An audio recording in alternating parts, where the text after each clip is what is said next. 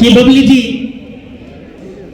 इस हमारे परिवार से ही नहीं, इस संस्था से ही नहीं, इस गांव से दिलो जान से जुड़े हुए।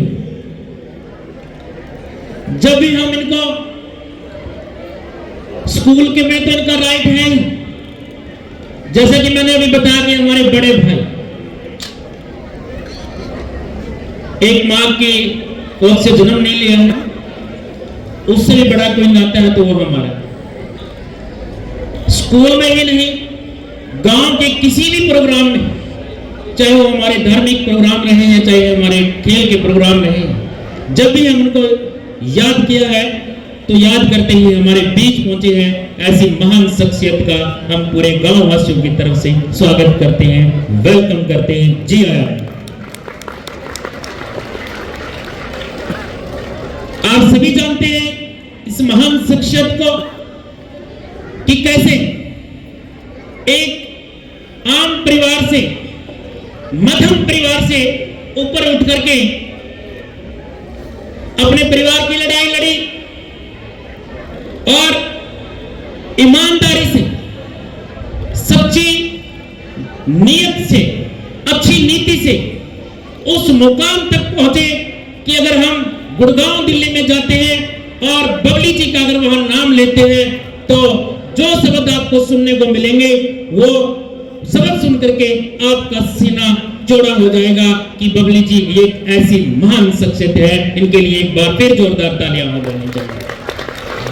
उसके साथ ही समाज सेवा के अनेकों कार्य, जिसमें शिक्षा के क्षेत्र में मंत्री बनने से पहले भी, चाहे हमारी महिला कॉलेज में बसें लगाने की बात हो, चाहे हमारी गरीब बच्चियों की फीस भरने की बात हो, पूरे क्षेत्र का एक भी बच्चा, कोई गरीब बच्चा ये नहीं कह सकता कि मुझे पैसों की वजह से मुझे ये स्टडी छोड़नी पड़ी, पैसों की वजह से मुझे ये नहीं कर पाया, पैसों की वजह से मैं ये नहीं कर पाया, क्योंकि उनका एक मसीहा देवेंद्र सिंह बबली टोहाना में बैठा था, उनकी आन बान शान वहां पे बैठे थे।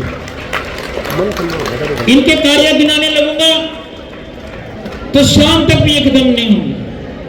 शॉर्ट में बताऊंगा कि सामाजिक कार्यों में भी अव्वल रहे।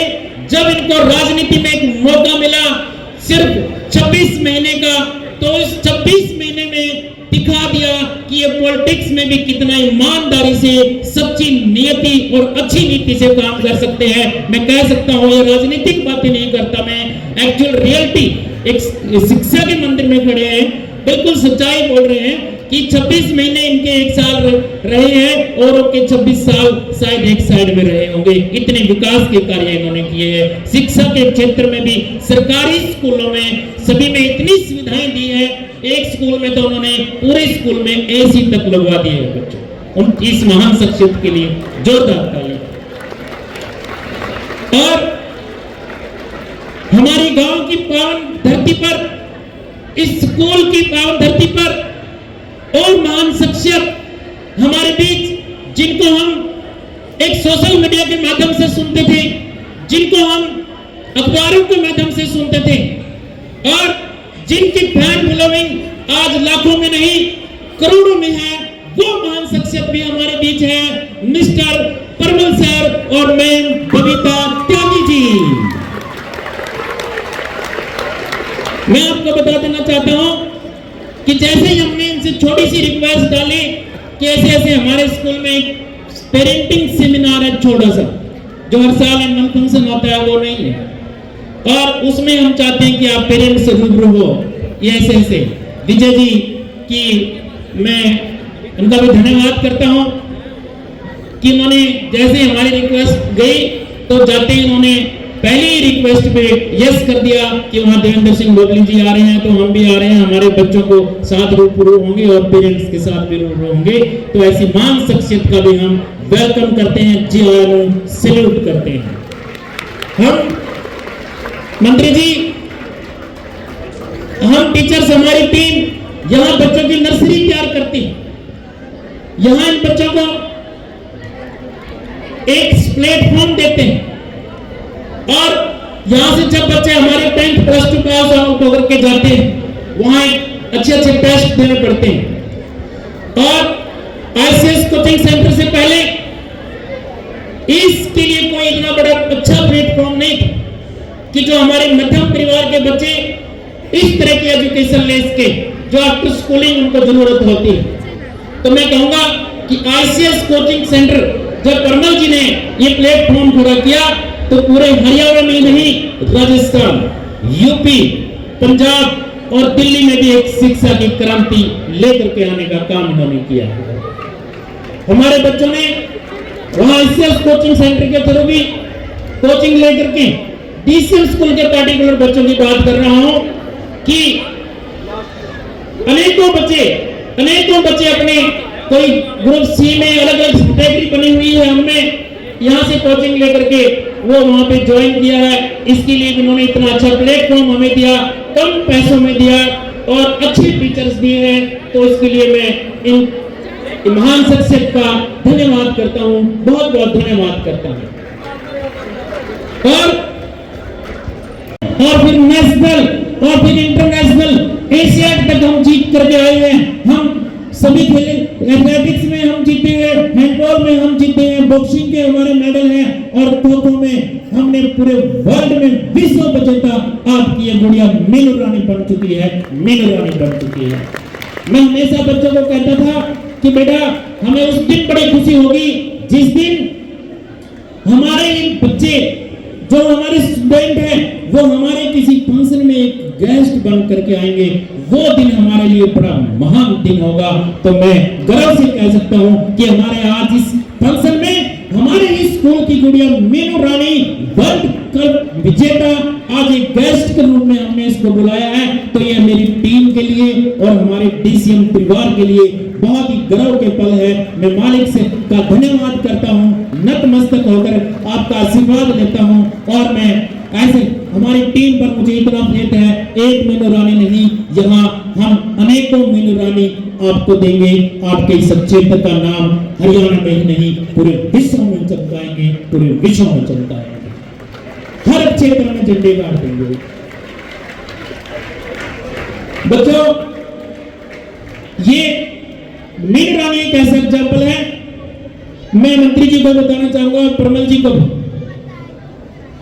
हमारे मिडिल क्लास के बच्चे, ये आप भी पेरेंट्स के लिए भी मैं बोल रहा हूं, हम बहाने बहुत बनाते हैं, सक्सेस नहीं मिलती, बहाना तैयार रहता है कि मैं इसलिए नहीं कर पाया, मैं गरीब था, मैं इसलिए नहीं कर पाया, कोई अप्रोच नहीं थी, इसलिए नहीं कर पाया, पैसा नहीं था, इसलिए नहीं कर पाया, मेरे ऊपर माँ का सहाय नहीं है, बाप का सहाय नहीं है। ये सब बहाने होते हैं। इन सब से ऊपर उठ के हमें एक मेहनत करनी होती है, एक चैलेंज एक्सेप्ट करना होता है, उसके ऊपर काम करना होता है। अगर वो हम करते हैं ना तो दुनिया की ताकत नहीं है आपको सक्सेस होने से रोक सकती है। ये आपके सामने मेनू है। मैं आपको बताना चाहूंगा, जब ये छोटी सी गुड़िया थी हमारे स्कूल में यहाँ खेलने के लिए 2nd 3rd की मैम जी, और ऐसा हादसा हुआ था, 2nd 3rd क्लास में आई थी, खेलते खेलते ये हमने देखा कि बच्ची में टैलेंट है, स्पीड है, मूवमेंट है, माइंड है, खो-खो एक माइंड गेम है। और ये बहुत अच्छी टूर्नामेंट इसकी गुजरात में चली हुई थी, सभी ध्यान से सुने ना, गुजरात में टूर्नामेंट थी। और ये आई थिंक 12 साल की लड़की होगी उस टाइम पे, सिर्फ 12 साल की लड़की, और गुजरात में बहुत बड़े लेवल की टूर्नामेंट, लगभग 5 से 7 दिन की वो टूर्नामेंट थी। और ऐसा हुआ कि इन बिटवीन परमल सर इनके फादर साहब नहीं रहे, राजेश कोच हमारे साथ में थे। इनके मैं परिवार को भी सैल्यूट करता हूं, उनकी सोच को भी, कि उन्होंने बताया नहीं, हमारी डिस्कशन हुई कि हमारी बिटिया वहां खेल रही है, उनको ये पता चलेगा, एक 12 साल की बच्ची को ये पता चलेगा कि तेरा पिता नहीं रहा और तू गुजरात में खेल रही है। तो सभी के कॉम्बिनेशन से हमने इस गुड़िया को बताया ही नहीं, कोच को बोल दिया कि इसको कुछ नहीं कहना है, इसको ऐसे ही खेलते रहना है। इस गुड़िया ने ऐसा प्रदर्शन किया वहां जितनी भी टीमें थी सबसे पहले नंबर पे हमारी मीनू रानी थी, हर पहले नंबर पे हमारी मीनू रानी। और जब ये गुड़िया घर पे आई, एक 12 साल की लड़की जब सोच रही थी कि फूल मालाओं से मेरा स्वागत होगा, और हम भी हमारी फैमिली के साथ को साथ सभी मेरी माता जी साथ में थी कि गुड़िया को संभालना बहुत मुश्किल होगा।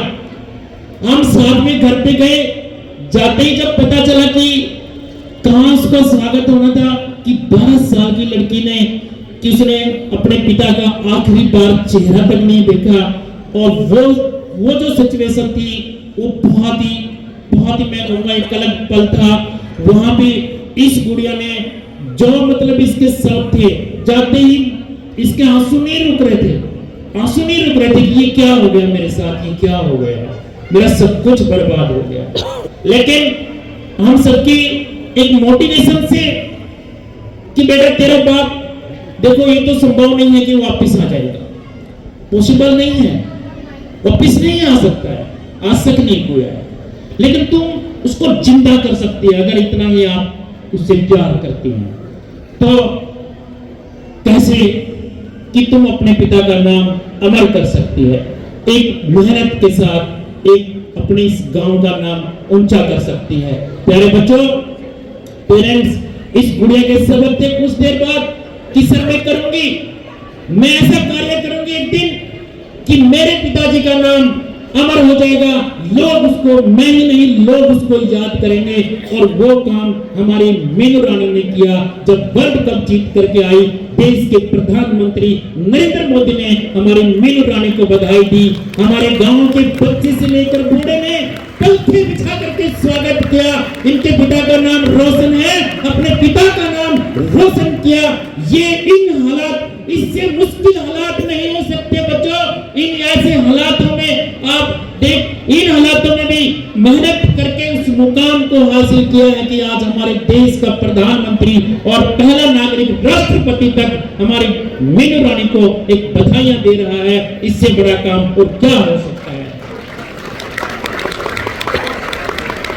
इससे बड़ी परिस्थितियां नहीं आ सकती।